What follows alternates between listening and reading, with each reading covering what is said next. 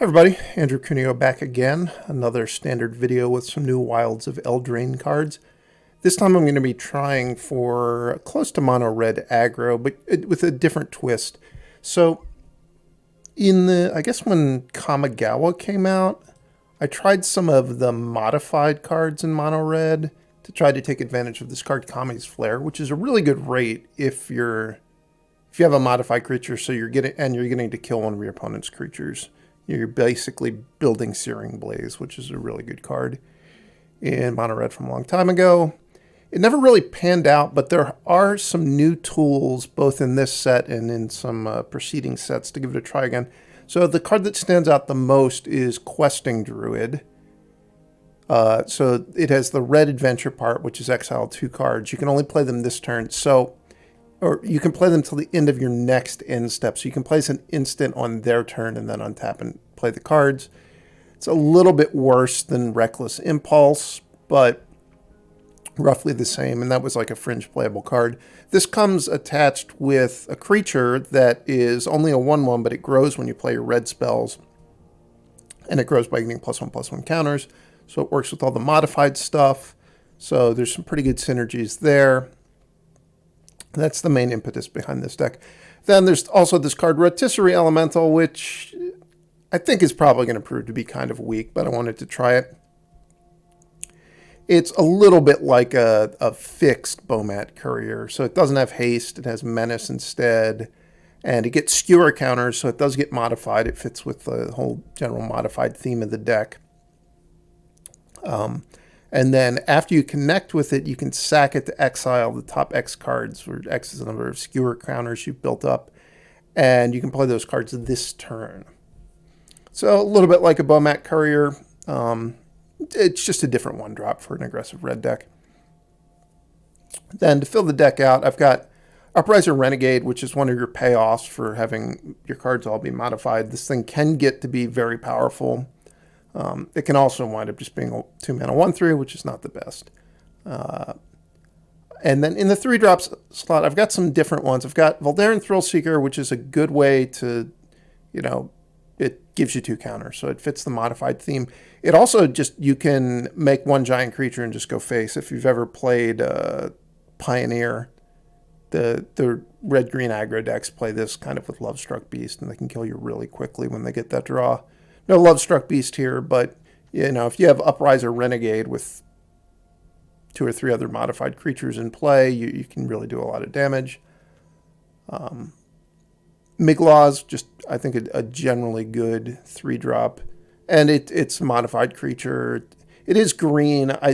I tried to be very careful with how many green cards I put in my deck because I wanted to be able to cast my 1-mana red cards consistently and potentially have draws where you can cast 2 red cards on the second or the third turn. That's a lot of the strength of aggressive red decks.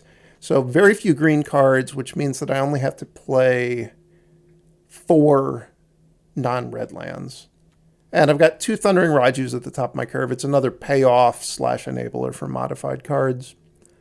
I do have 1 Mirrex in my deck to make the mana work a little bit better, and also just because I think it's a good card. So if you're thinking about what's the cost of doing this versus playing just normal mono red, one way to think about it is I'm not playing any Mishra's Foundries because I've got to have some green mana in my deck. Also, Copperline Gorge and Karplusan Forest are going to occasionally be worse than a mountain would be in mono red. This might come into play tapped as my 4th land some of the times. I might get draws where I draw 2 Karplusan Forests and I deal 5 damage to myself over the course of a game. The other cost is, rather than playing, Monastery Swift Spear and Phoenix Chick, I've got some kind of wonkier 1-drops and some wonkier 2-drops. The potential payoff is, getting really good draws with Upriser Renegade, getting to take advantage of Kami's Flare. I would say, that's the appeal of the deck. Sideboard, I've just got some stuff to try, really. I've got Lithomantic Barrage, Nahiri's Warcrafting as a way to kill Sheoldred. I've got 1 Furnace Reins to take Atraxas, just have a random out to Atraxa. Mostly you need to kill your opponent before they get Atraxa. I do have 2 unlicensed hearses, which is good against some Atraxa decks. I also think it's really good against like the mono blue Haughty Djinn decks. I've got some of these red-green planeswalkers just to give them a try, see how I like them. Out of a red deck sideboard. A Chandra, kind of the same thing. I wanted to make sure that I had enough cards that I could cut all my Kami's Flares from decks where it wasn't going to be good. As people pointed out in my previous video, I started out playing Magma Spray that wasn't legal. I switched to Flame Blessed Bolt, and I wasn't even aware this card existed because I hadn't really looked at the commons from Wilds of Eldraine yet. So Torch the Tower is basically just an even better Flame Blessed Bolt. It's kind of crazy they keep upgrading a card that people already actually played Magma Spray. They printed a better version that could hit Planeswalkers. Now this is a version that it's Flame Blessed Bolt, plus it's got this bargain upside, which the bargain upside's really minor, but it might come up occasionally. So you can sack artifacts, enchantments, or tokens. So my deck can make enchantments from Kumano Faces Kakkazan. I've got a couple random artifacts, and I can make tokens off of Mirrex or Sokenzan. It's very, very rarely going to be better than Flame Blessed Bolt, but it's never going to be worse. That's the deck. Let's jam some games. Well, if my Migloz lives, this will be attacking as a 3/3, which isn't bad. Probably not going to live against mono black.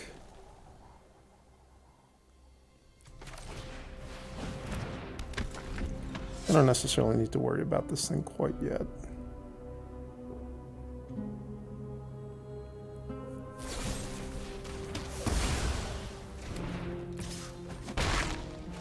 Ooh, no land. I'm not killing Migloz with 1 land. I'll tell you that for free.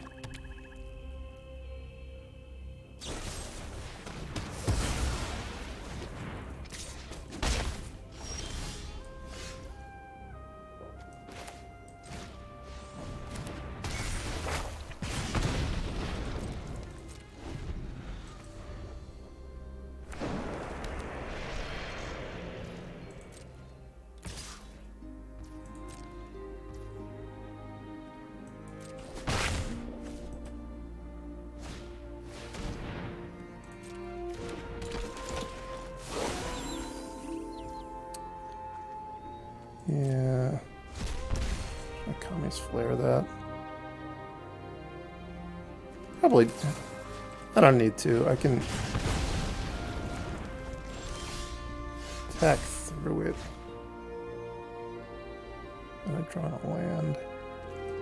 I guess we're just making 2/2 double strike.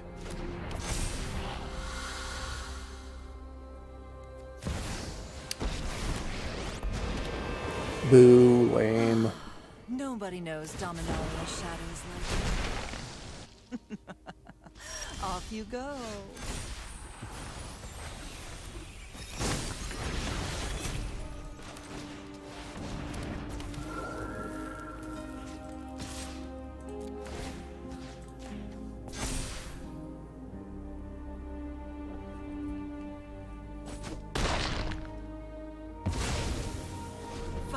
I'll take my zombies and leave. More graveyard trespassing, huh?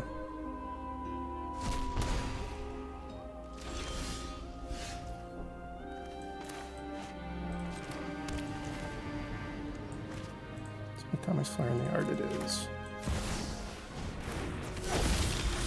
They exiled a creature to gain life.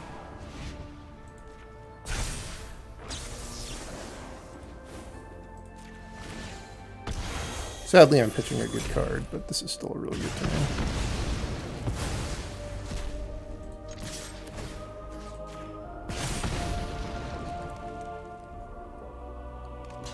They also didn't cast Shieldred on their turn, which is a pretty good sign that they don't have Shieldred in their hand. They have Liliana of the Veil. This is my home, and I don't appreciate it when people touch mine. One of your friends has to leave. It's just underdog.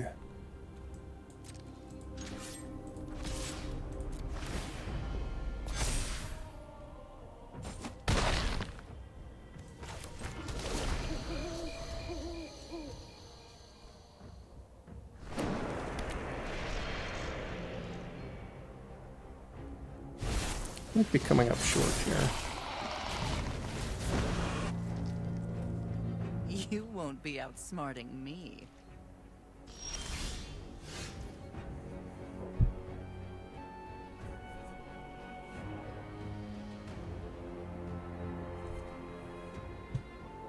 It's actually a pretty good draw.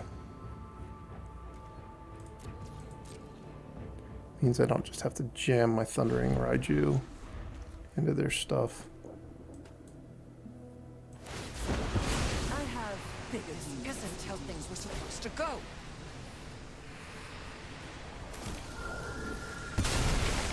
Sacrifices must be made.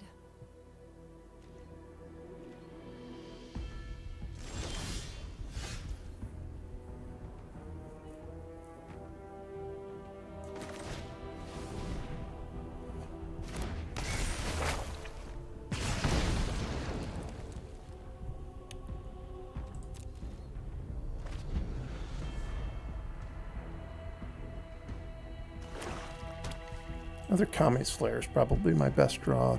That or a Bloodthirsty Adversary, because I have a Kami's Flare in my yard.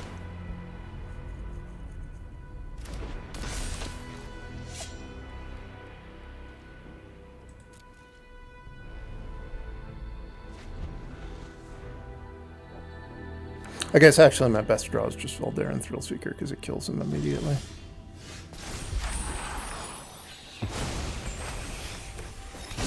Attack. Attack with everything. They take 2, they go to 2. This probably eats that. That jumps. That blocks that. They go up to 5. It's not really a great attack.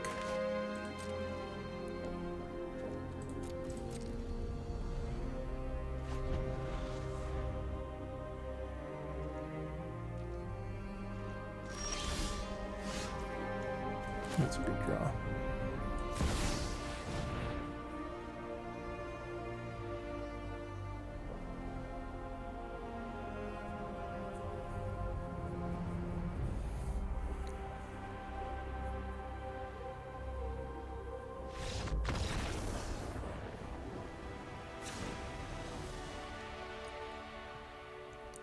Kami's Flare seemed fine against their deck.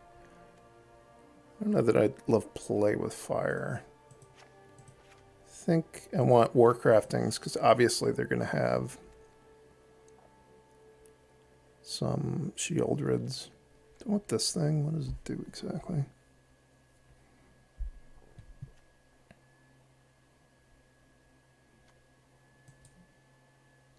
Seems not stellar.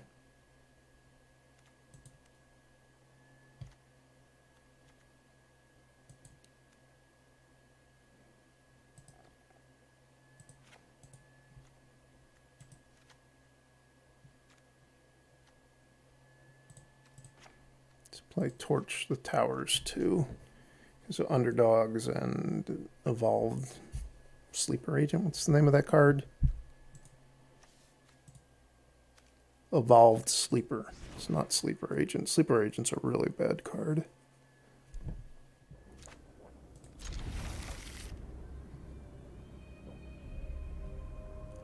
Seems fine.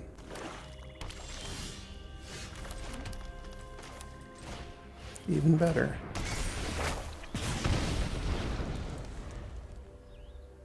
I think Lizard Blades is fine in this deck because there's a decent number of ways that you can buff it between the Kumano faces Kakkazan, the Thrillseekers, and the Thundering Raijus. It's going to be more than 2 power a lot of the time. I thought about playing the new card. It's Monstrous something. It gives your thing a roll, so it's effectively like +3/+1 and trample. Wouldn't be crazy to play with that.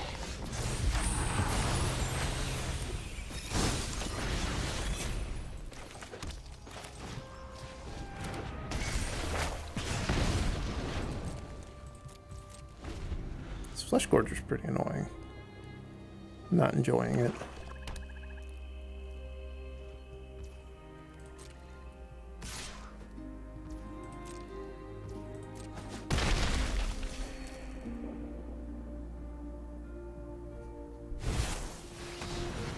Wasn't enjoying the first one, and now I have to face a second.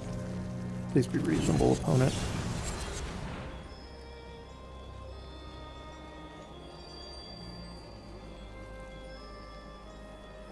Seeking the Beast.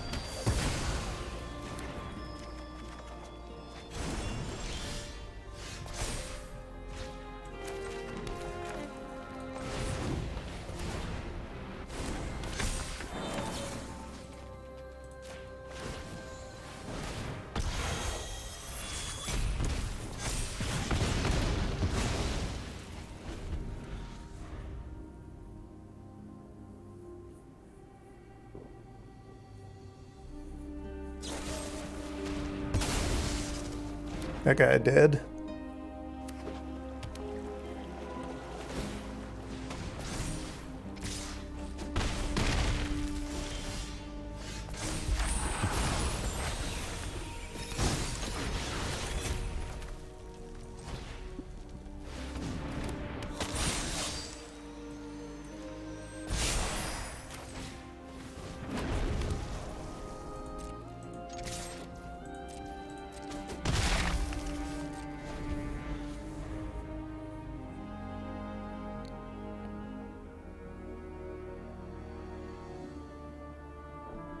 So if they attack with the Flesh Gorger, I can just double block.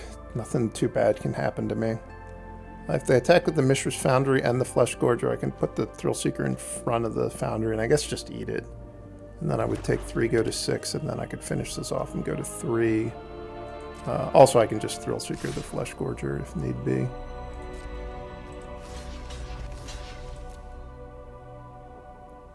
This means I don't have to pay the ward cost. They do get 3 more life, but I think it's better for us both to have 3 more life. Even though I am a mono red deck, like my life total is low enough that I don't necessarily want to just make both of us 3 lower. Well, that didn't go great.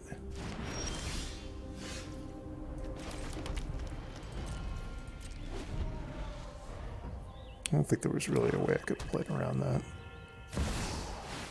Yeah, I'm not going to beat a 7/5 Flesh Gorger.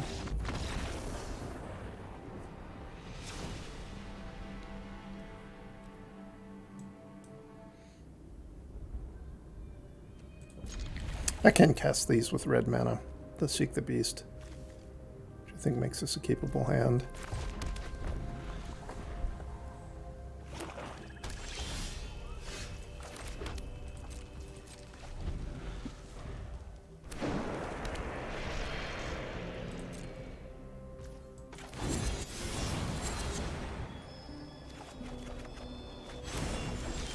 Beast. I've sought the beast and I found it.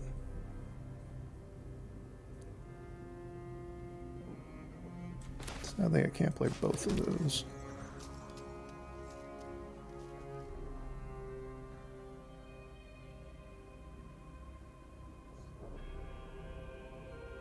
I want to play a Questing Druid or just play a Thrillseeker. I think I just want to play Thrillseeker. Also, honestly, maybe the right play was to just do nothing and just play Questing Druid or Seek the Beast at the end of their turn again. So it was pretty obvious that whatever I played there was just going to die. Just kind of made it easy for them to spend the mana. That was probably a pretty bad mistake on my part.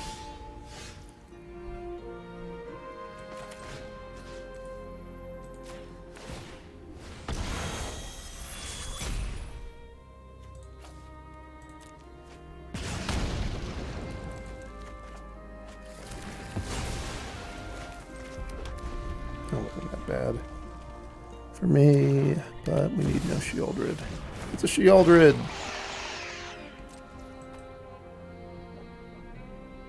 I think I'm going to see if I draw a land. I'll let them 2-ball me.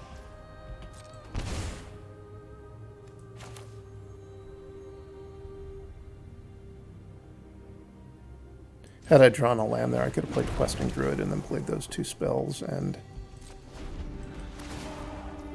they would have taken some damage, and this would have been a 3/3.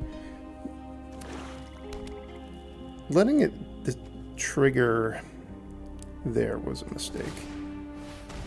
That wasn't a very good play.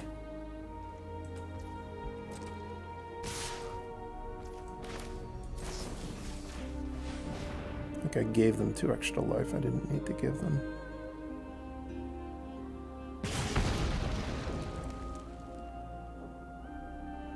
They keep highlighting my Rotisserie Elemental. Rotisserie Elemental has no bearing on what's happening at all, opponent. No, it has a million words on it, but none of them have anything to do with your shield or dying.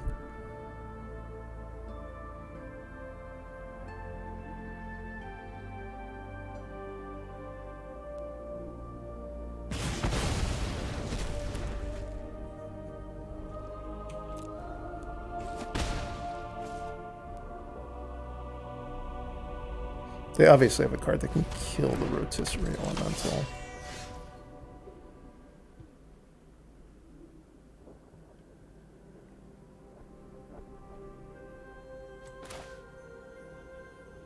I think I'm just going to do this now. Hope to hit a land. I did.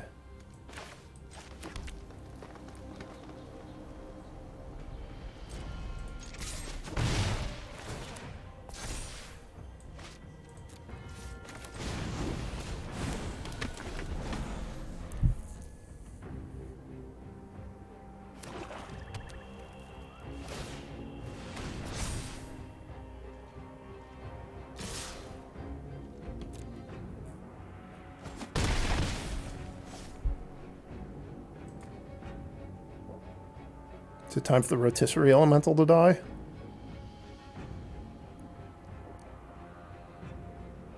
Thinking it might be.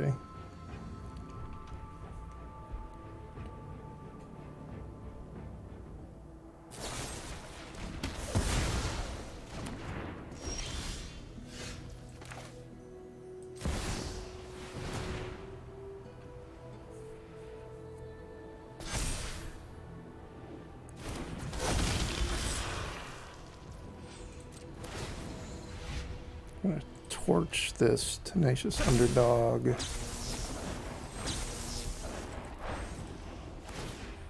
I get 2 counters. It's pretty nice. Oh, they have to go for the throat as well. Okay.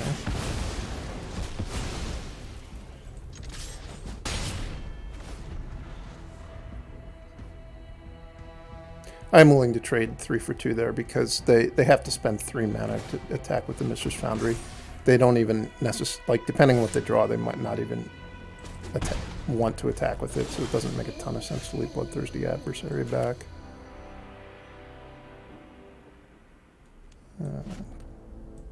Guess there's no reason not to just attack first. I'm going to play Kumano, Questing Druid. Kumano faces Kakkazan and Lizard Blades this turn.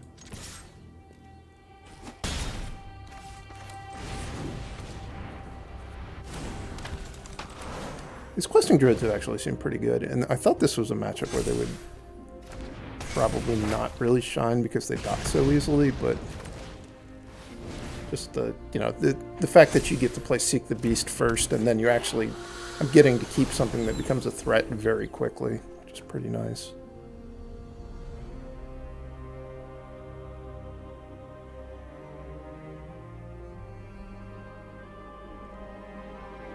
So the way that the Thrillseeker works with the Kumano trigger is that it's going to come into play as a 2/2, but it's also going to allow me to put 2 counters somewhere. Which that somewhere is going to be on my Lizard Blades.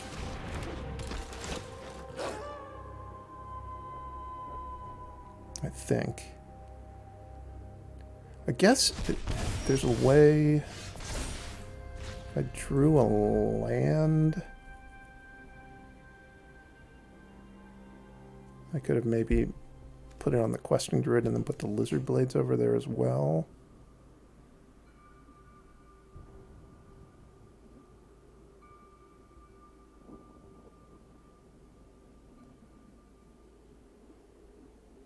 Might be better just to play the Bloodthirsty Adversary and Kami's Flare that. I think that probably is better.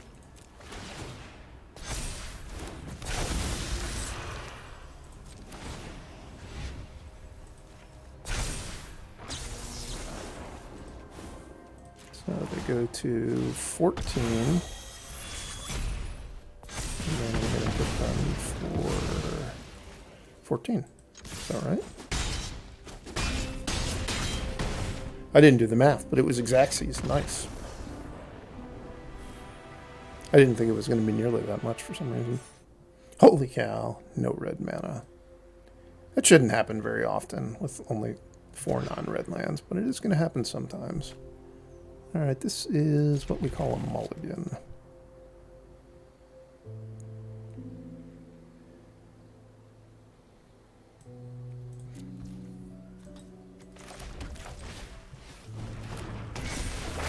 Hopefully I draw a land, so next turn I can go Rotisserie Elemental. Kumano faces Kakkazan.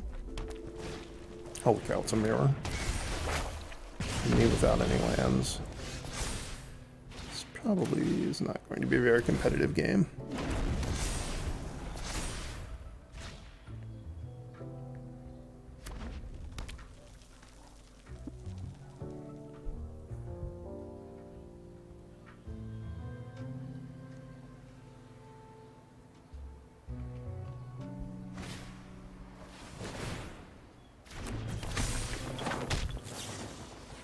Ow.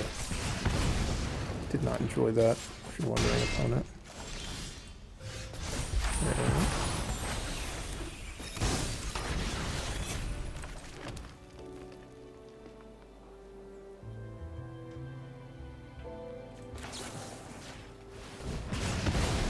Seems kind of inconceivable I can win, but maybe if the hand's weak and my top card is a mountain, so I can go Kumano faces Kakkazan, Upriser Renegade next turn, and then use Blades the turn after.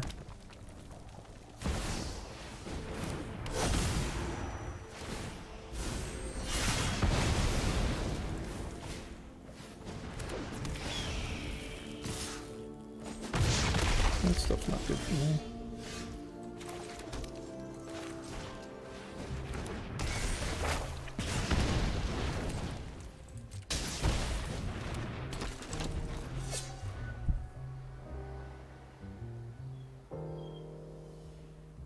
Come on, have all lands. All lands I can maybe beat.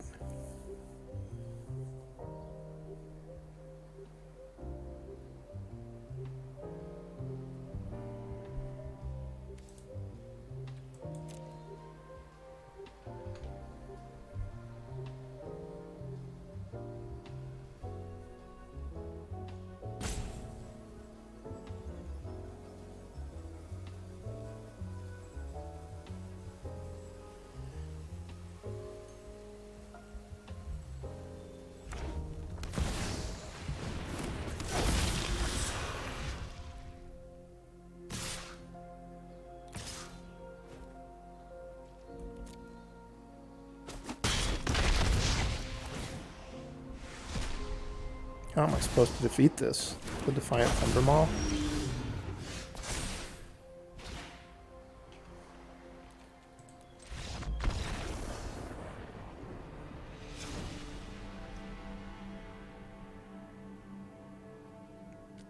So against mono red, I want my torch the towers. I think I just want all my removal and like my planeswalkers. Just board out some of my low impact cards. I don't know if I want this thing.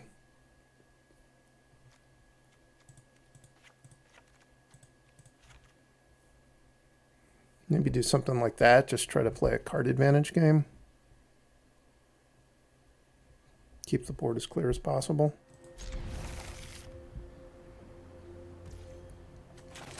So I'm getting the downside of playing a second color this game. I'm going to take a good amount of damage, I would imagine, from this Karplusan Forest.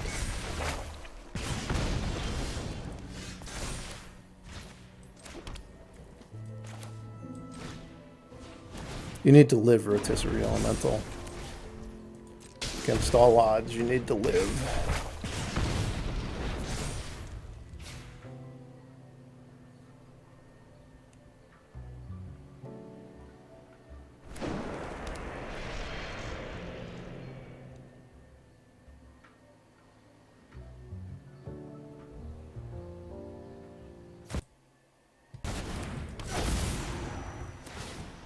failed me.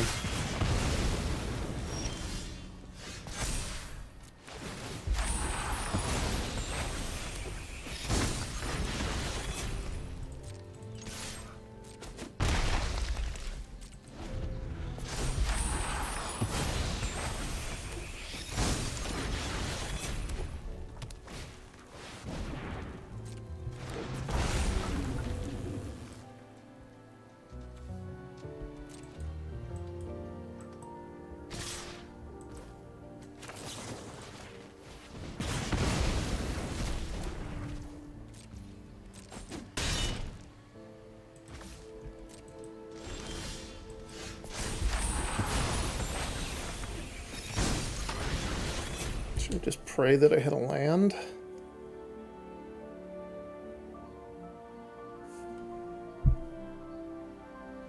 Big gamble.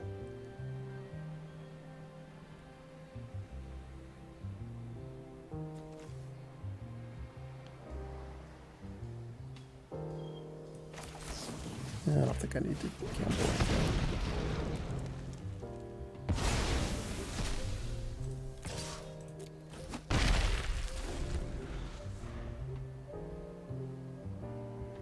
If this Godric would be a better 3-drop than some of the ones I've got.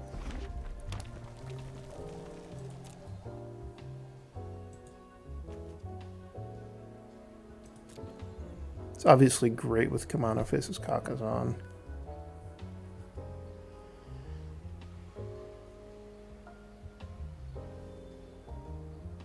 If they have play with fire, they did not have play with fire. Oh. Hasty 2-drop. This dragon's going to be a problem.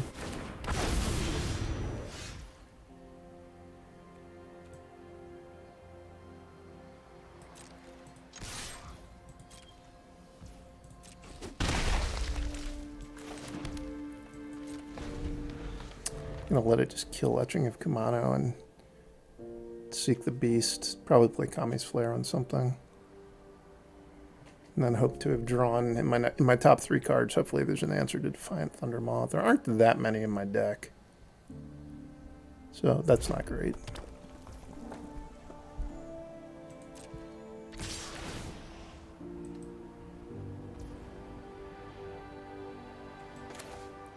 I think I'm actually going to do this first just to see if I hit a 2 damage card, because I really need to kill the Defiant Thundermaw.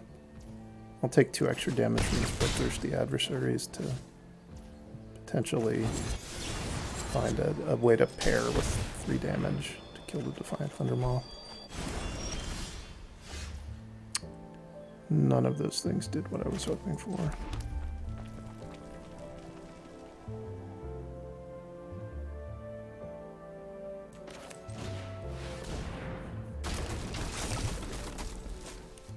Playing the Questing Druids doesn't... Playing 1 Questing Druid does nothing. It, well, I guess it saves me 2 damage with the Defiant Thundermaw, but I'm going to wait 1 more turn and hope to find a way to kill it. I probably can't win this game.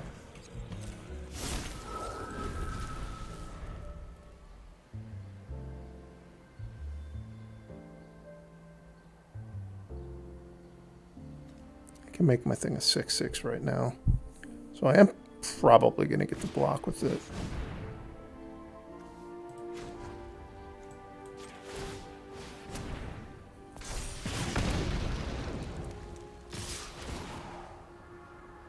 Or I guess I at least absorb some damage. Not enough, though.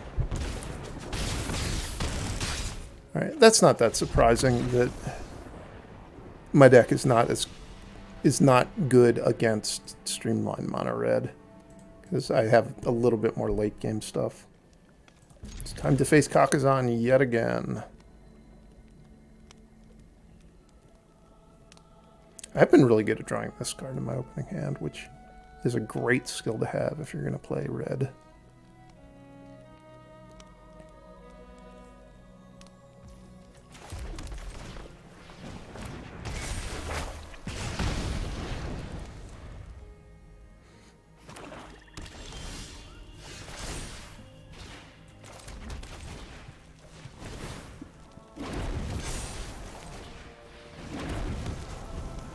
No cut down even. Wow. Like that. That was super. Oh.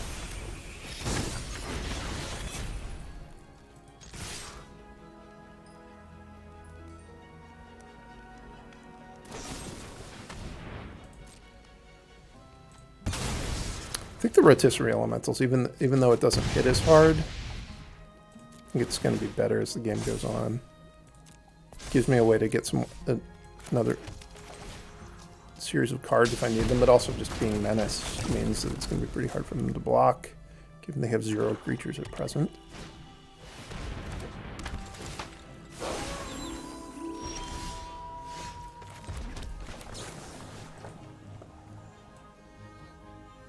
I don't even really need to kill this, do I? I think it's still worth doing. Just 'cause it'll flip if I don't kill it. I guess I could have pitched a Rotisserie Elemental for 2 cards and just hope to find something to cast. But I don't think I really want to do that this turn. Next turn I'll pitch 1 for 3 cards.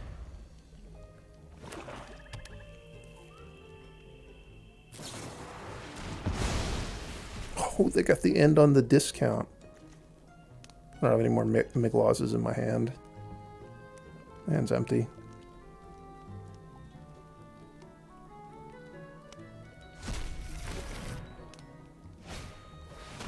Oh, gross.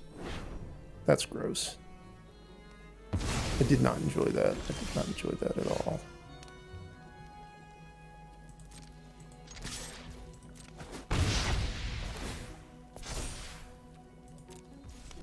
Should I do this now?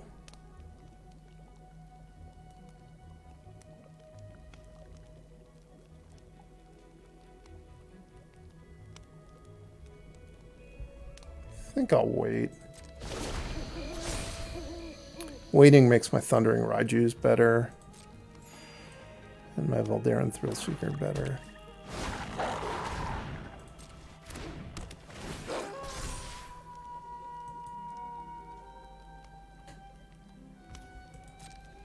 I'm putting up a fight here.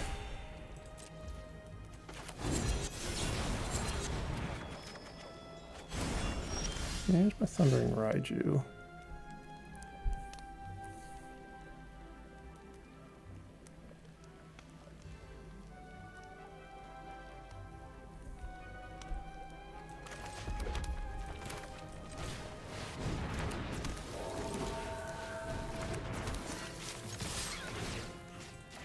I think they have to trade with the Thundering Raiju, so I just get a point off the routed battery.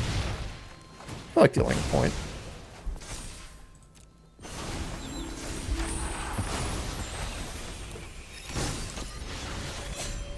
Main deck, Life of Toshiro Umezawa, and they were defeated. So I think last time I played this matchup, I boarded these in and these in.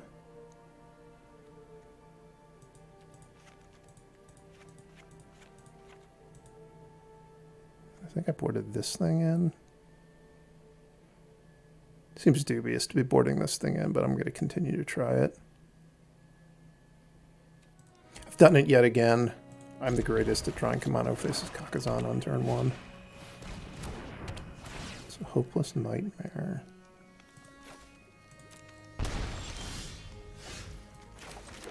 So usually when people have this card in their deck, they have Beseech the Mirror in their deck as well.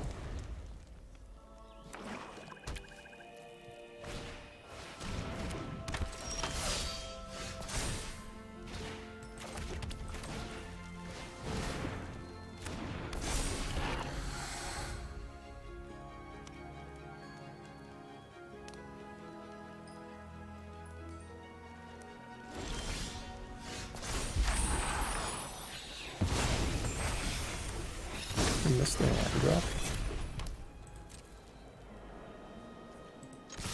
I think they did.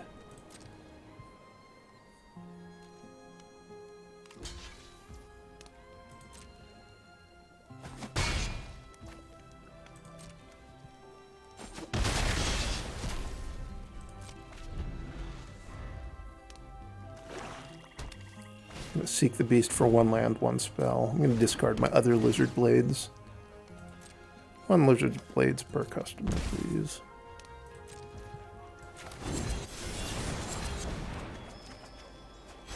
It's not land spell.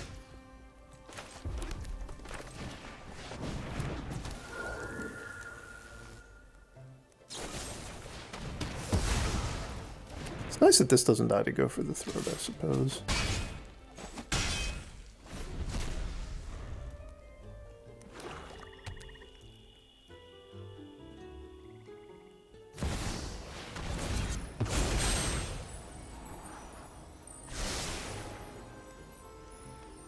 And they went top, but then they're beseeching, so they're about to shuffle. So they've squandered the scry.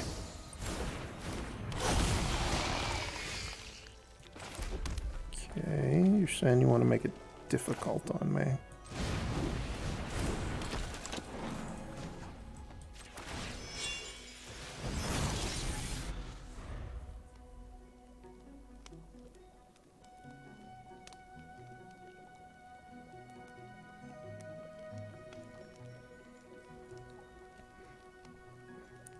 I'm not too proud that Nahiri's Warcrafting that Obliterator. I'll do it. I'll deal 5 to it and sack all my lands. Maybe not literally this turn, but I will do it eventually. There's nothing you can do to stop me, opponent. Oh, that's not true. I mean, you could make me discard Nahiri's Warcrafting. You could kill your own Obliterator.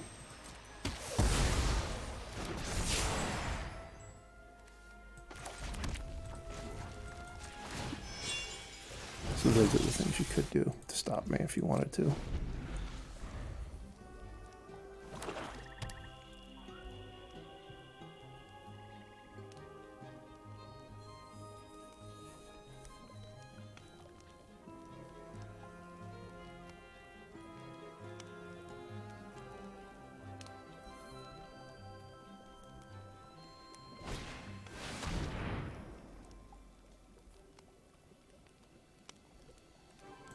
Well, they're making the Obliterator lifelink? I don't like that.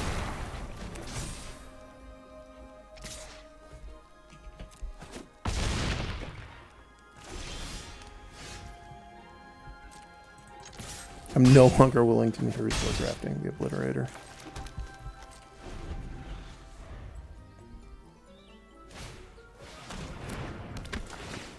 Ooh, I should have kept that land in my hand.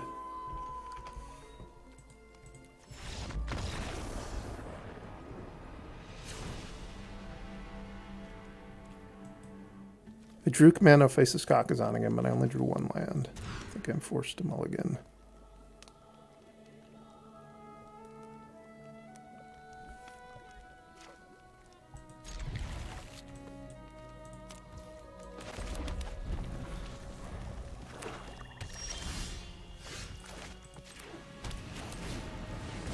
There's no die lizard blades. I need you.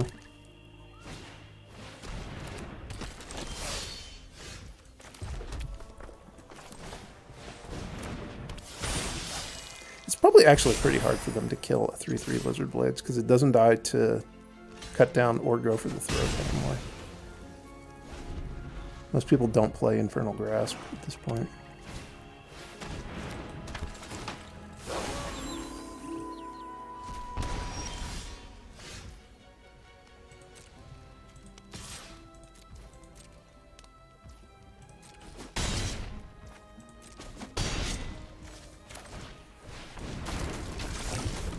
They could have, though, is an Obliterator. I do have an Obliterator. Does not appeal to me.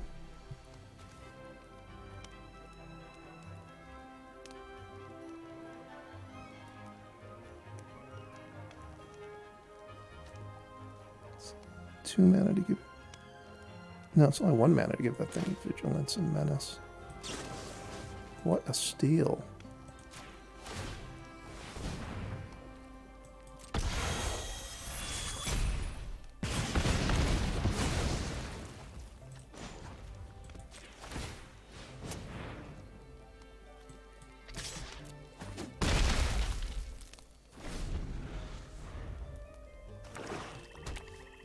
on, no Gix's Command. Life of Tashiro Umizawa.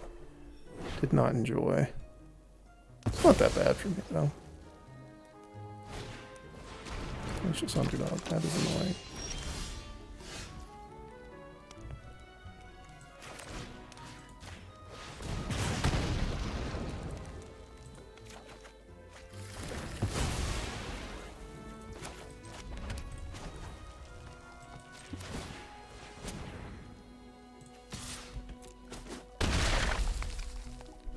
So I'm going to go up to 7, presumably.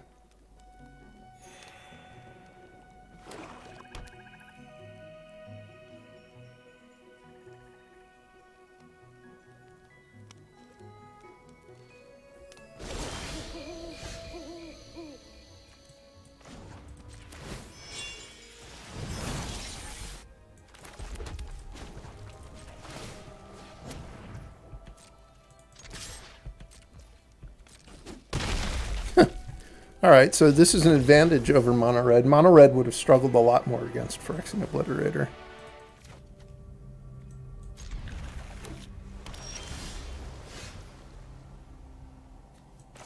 I've done it again? Just every game Kumano faces Kakkazan turn 1.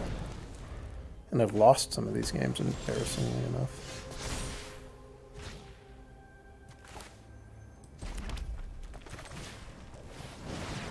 It's a little bit awkward. The Upriser Renegade being modified doesn't boost it, but I wanted to use both of my mana this turn, so I didn't play Rotisserie Elemental.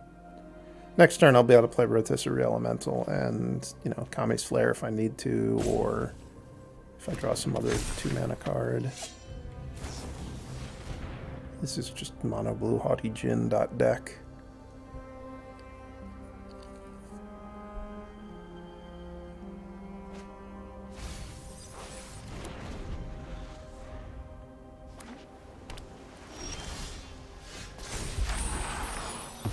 There's a 2-drop.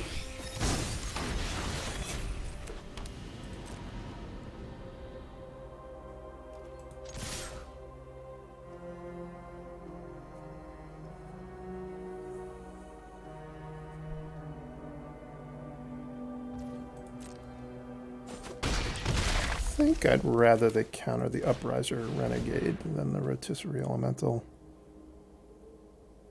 Maybe that's wrong.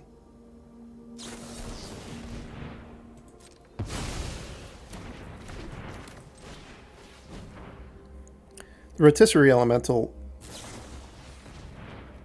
next turn isn't going to give me additional power on the Upriser Renegade, but the turn after it'll give me 2 power. And it's pretty hard for their deck to block a menace creature.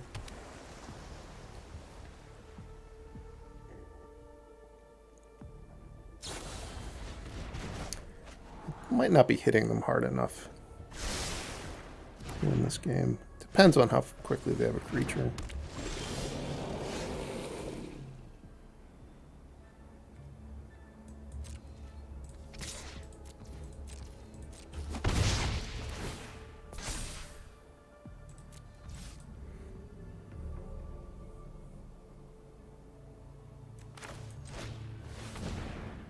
I'm just going to play with fire them. Try to put a land on top of my deck, probably. Ooh, if that was all they had, and I could have potentially resolved Seek the Beast. It's a pretty big swing. Killing this thing with Kami's Flares is not happening. It'd take me 8 mana. I'm substantially off of 8 mana.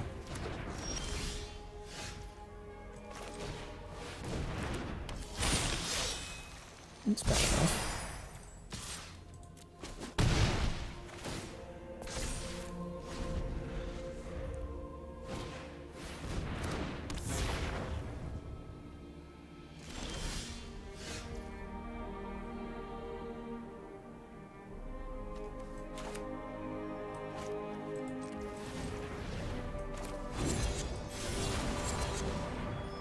Come on, land.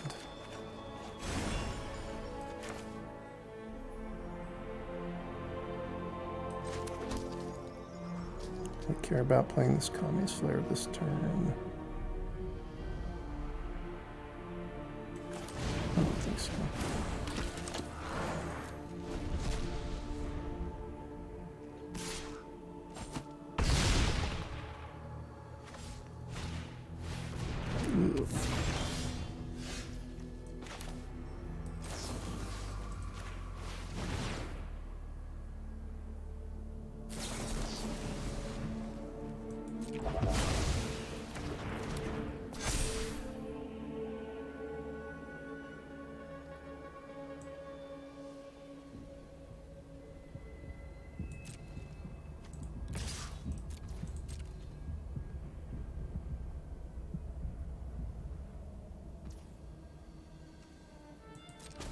So I need to hit a land off of this thing to not die.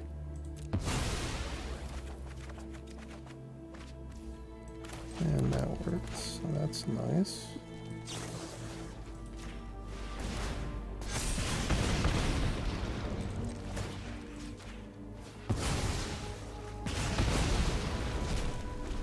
Definitely could still die.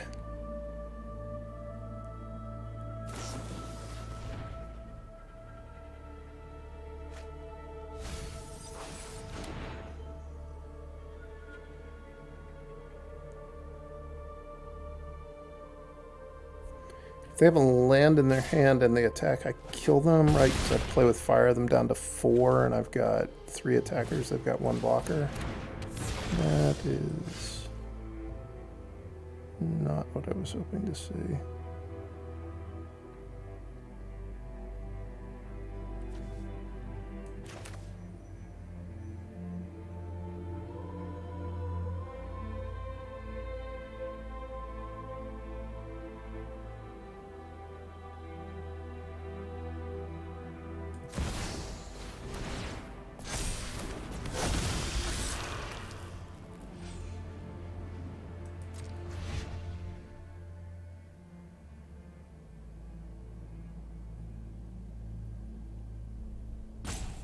I don't think there's any way that they screw this up badly enough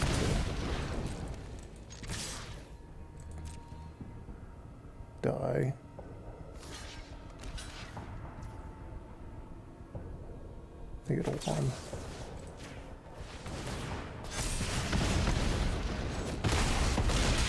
And the third Haughty Djinn does me in. I wonder if I would missed a point at some point.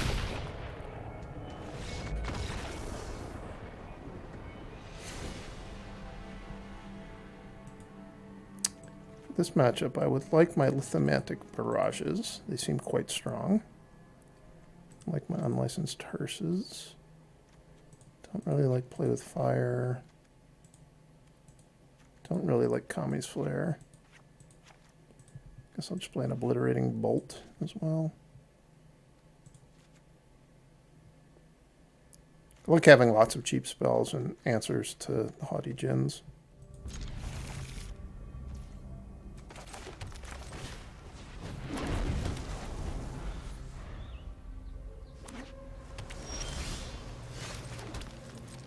Come on, skewer counter.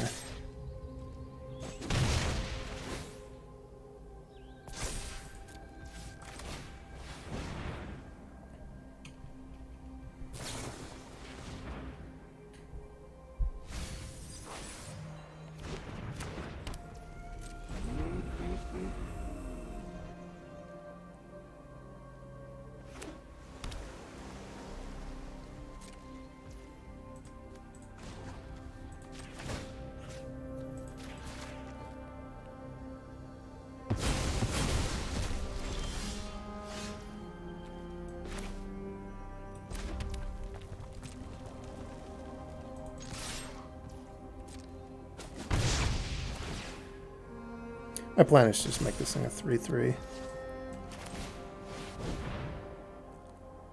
If I put the counters on the Rotisserie Elemental there, and they happen to have Fading Hope, it's really terrible for me.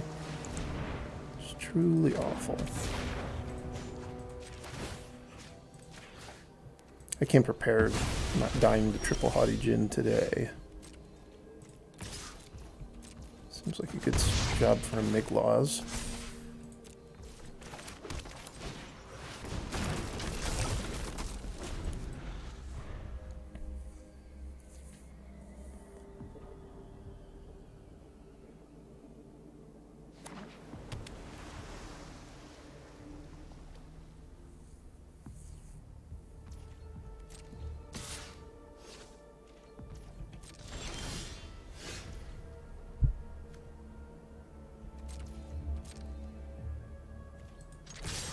I'm not going to spend any mana on Migloz this turn. I'm just going to empty my hand.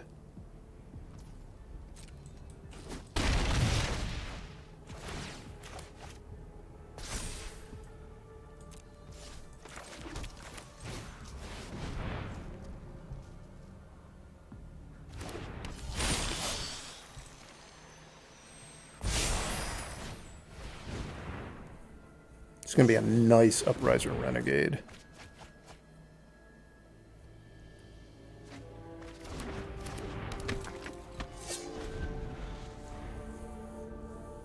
I guess Flow of Knowledge was pretty good for them there. They're still a mile behind. I didn't use the Unlicensed Terse because I'd rather get 2 instant / sorceries rather than just getting a land. Does mean it's possible they're going to be able to cast a... what's it called? Tolarian Terror this turn.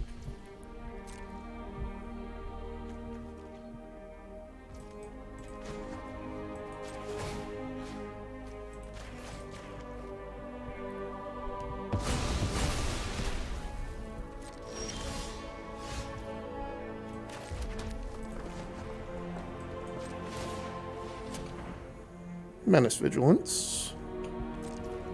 The perfect combination for defeating Phyrexian Obliterators. Let's see how it fares against the Haughty Djinn.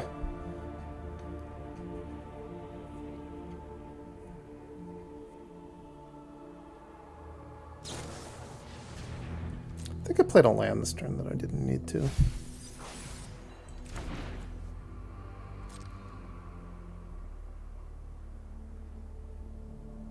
Which it probably was better not to because of the Rotisserie Elemental. Fading Hope, the Upriser Renegade. Okay. You got me there.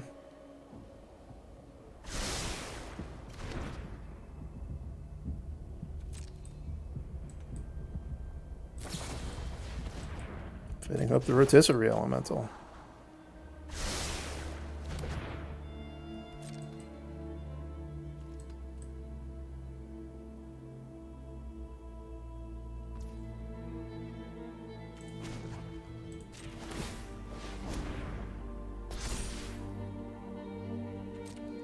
I think I should have used this ability and not Vigilance Menace. They have another Fading Hope. Is all hope truly lost?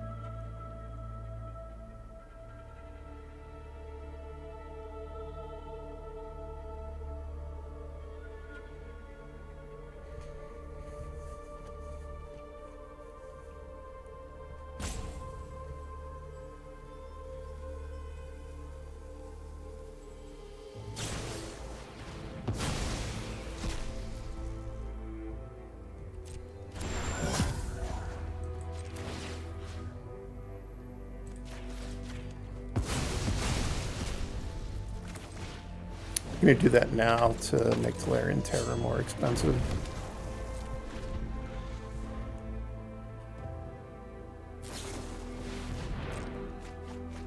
I'm putting up a fight with all these Flow of Knowledges.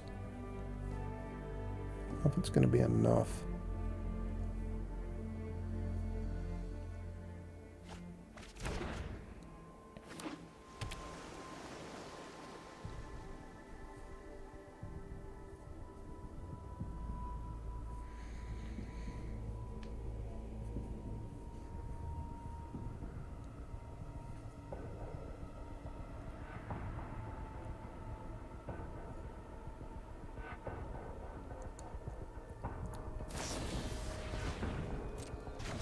Why'd they do that now?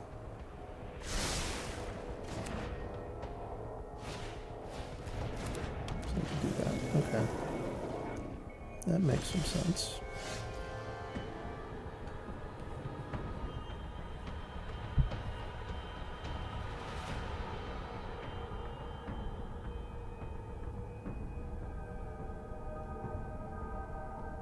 What happens if I just play my Upriser Renegade and attack with the hearse and everything else?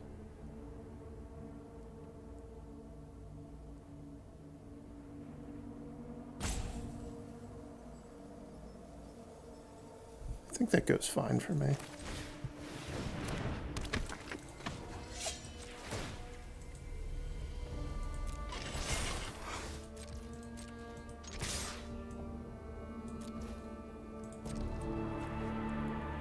I guess what they're probably going to... No? I thought they were going to have Haughty Djinn block Migloz.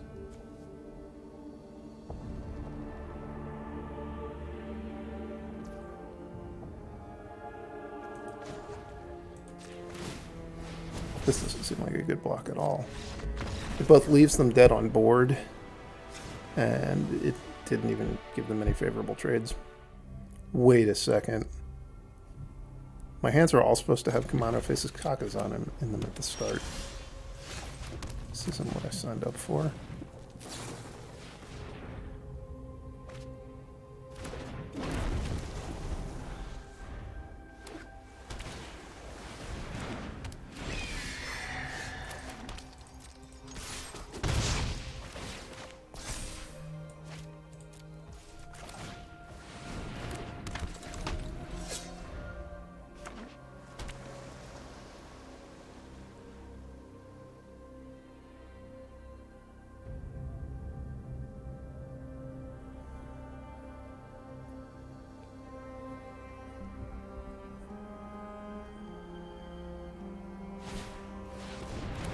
They stole my Rotisserie Elemental? Rude. Really just exceptionally rude opponent.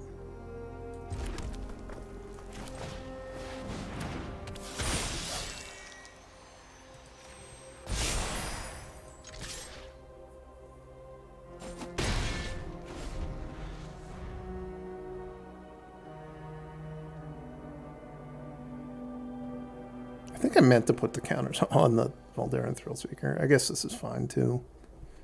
It's kind of worse against Fading Hope. Sort of wishing I hadn't done this.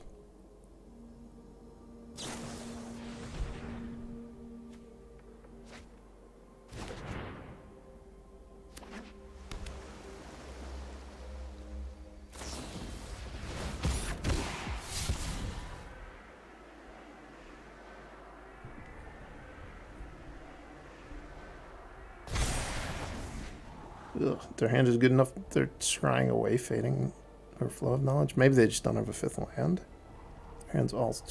No, they connived away Flow of Knowledge, which probably means they have another Flow of Knowledge in their hand. That's the most likely thing.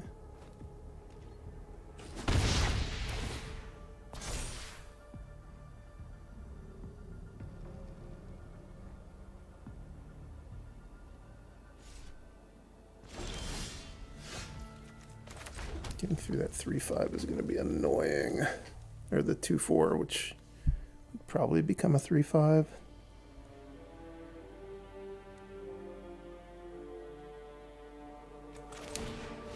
I feel like this is definitely going to get countered. I don't really want to play 2 spells this turn and give them a connive. It didn't get countered. Okay. It's going to get Fading Hoped. I'm just going to attack and put a counter on it. Would I be winning if I had put my counters on the Thrillseeker like a sane person? Maybe not.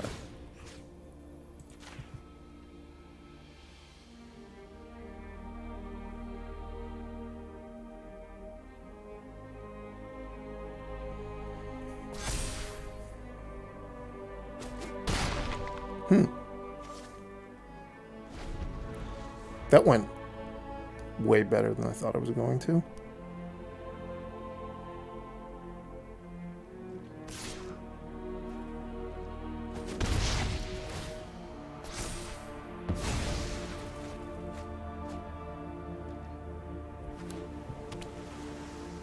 Chrome Host Seed Shark and a land.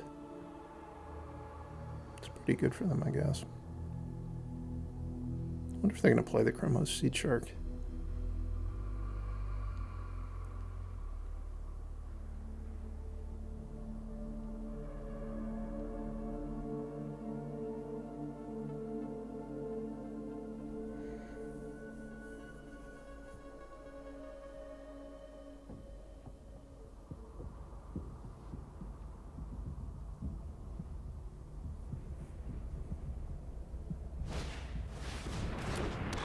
They did.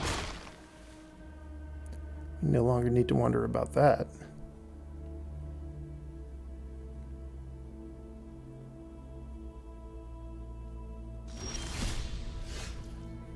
It'd be really nice if I drew one of my Lithomantic Barrages at some point.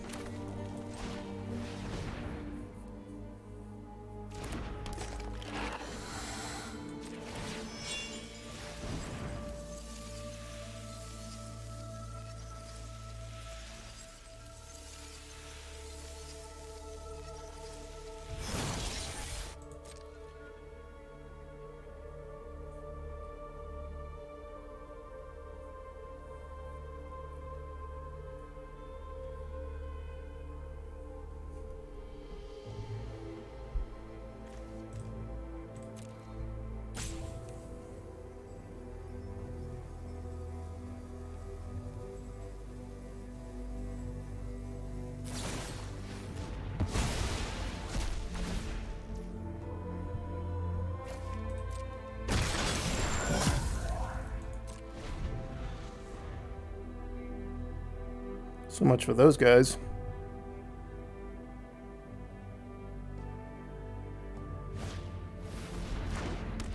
Back up Ledger Shredder.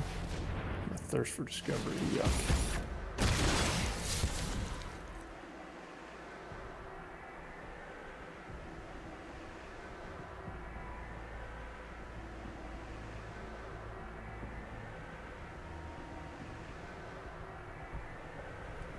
I can force him to chump, though. So I can move the blades over the Raiju, attack, make it a 5/5 double strike. And then they have to block, which they may not. They may decide that they don't have to block, at which point I can do a point with the Thrillseeker and play Kumano faces Kakkazan and kill them. So they're probably going to block, I would think. I don't really need all these Ledger Shredders.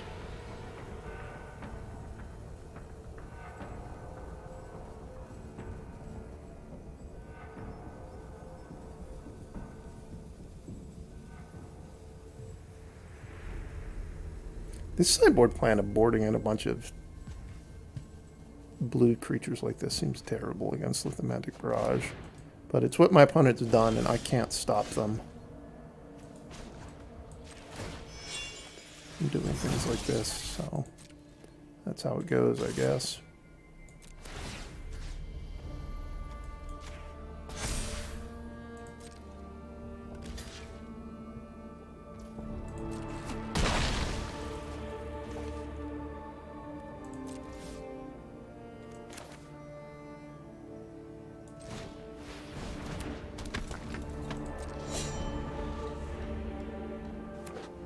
Maybe I was supposed to put the counter on the Thrillseeker, because it makes the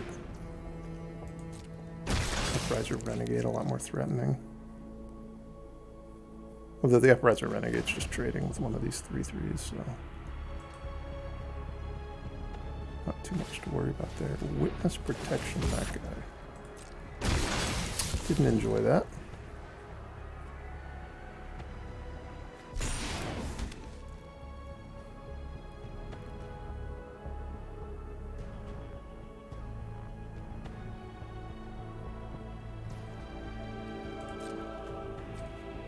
It loses double strike, I think, because of layers or timestamps.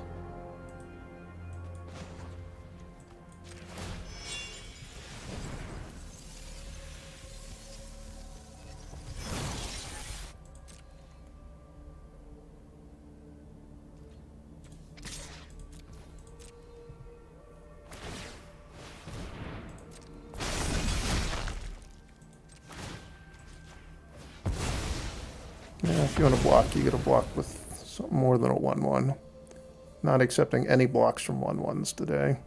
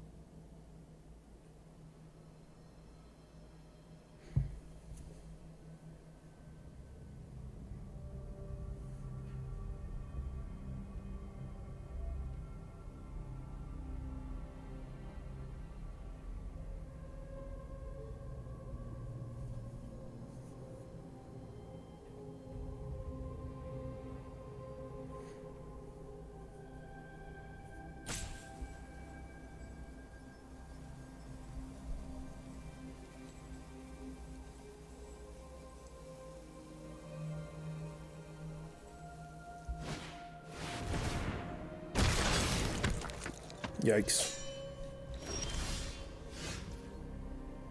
We're like a million years too late.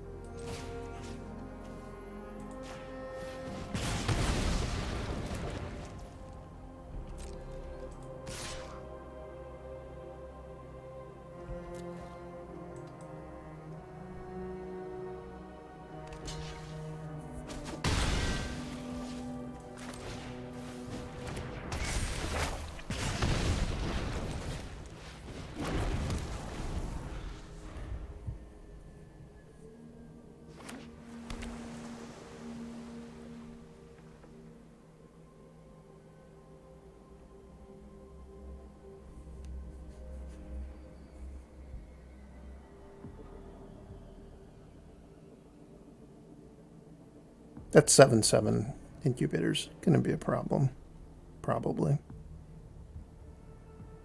Lizard Blades is at least doing a lot of work this game. They can afford to animate all 4 of the incubator tokens this turn if they spend all their mana.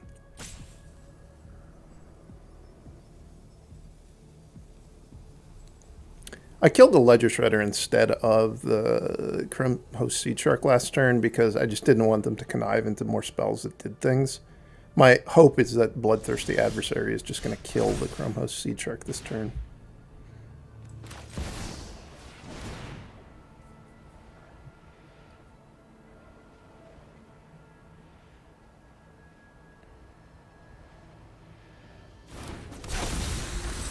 So this is... They can't counter the Lithomantic Barrage. So I get to kill the Chrome Host Seed Shark. Then the Upriser Renegade, if they want to be able to kill it, they can trade either their 7/7 or... Like, I guess they could triple block it and lose all their 3/3s.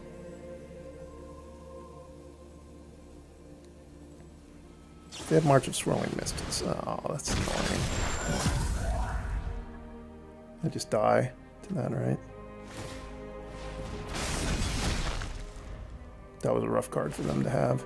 Oh, and all of the incubator tokens pump the Upriser Renegade. My Renegade works for my opponent now. What a blowout. This was a pretty good match. Obviously, if I had had a Lithomantic Barrage in my top 12 cards instead of my top whatever, it would have gone a lot better for me. So what did we learn? I felt like that this deck wasn't terrible. I don't know that I would say it was better than Mono Red. It's possible that it was better against Mono Black than Mono Red would have been. I think the Questing Druids were clearly good against Mono Red. And I did beat that Phyrexian Obliterator with Migloz at one time, which I don't know how representative that particularly was.